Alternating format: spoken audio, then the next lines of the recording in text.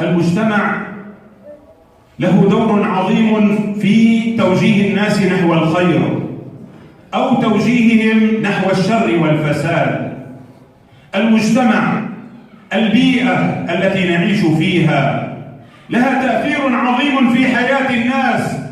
لذلك إذا كان المجتمع مجتمعا خيرا انتشر فيه الخير والصلاح، هذا يؤدي في الغالب إلى خيرية أهل هذا المجتمع، يؤدي إلى صلاح أفراد المجتمع، يقل الفاسدون ويقل المفسدون.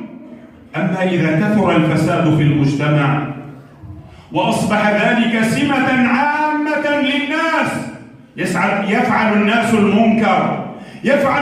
المنكر دون أن ينكر هذا المنكر، عندئذ يظهر أهل الفساد وينتشرون.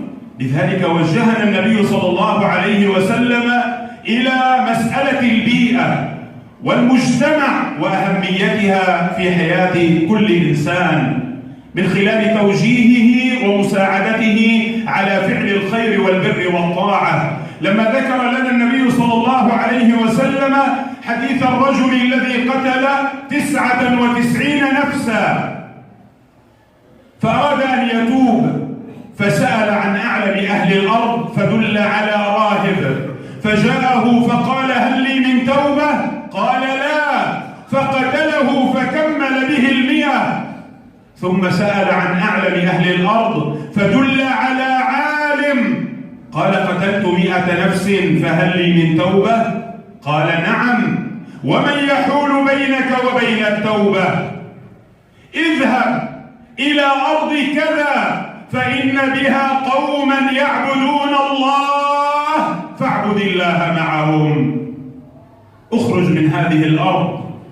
من هذه الأرض السيئة إلى تلك الأرض المباركة الطيبة، إلى أهل الخير والصلاح.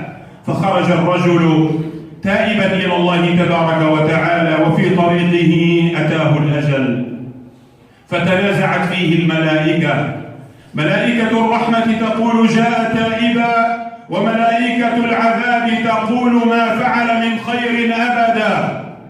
فأنزل الله ملكا يحكم بينهم بحكم الله أن قيسوا المسافة، فإلى أي القريتين كان أقرب فهو منها، فقاسوها فوجدوه أقرب إلى القرية المؤمنة، فقبضت روحه ملائكة الرحمة.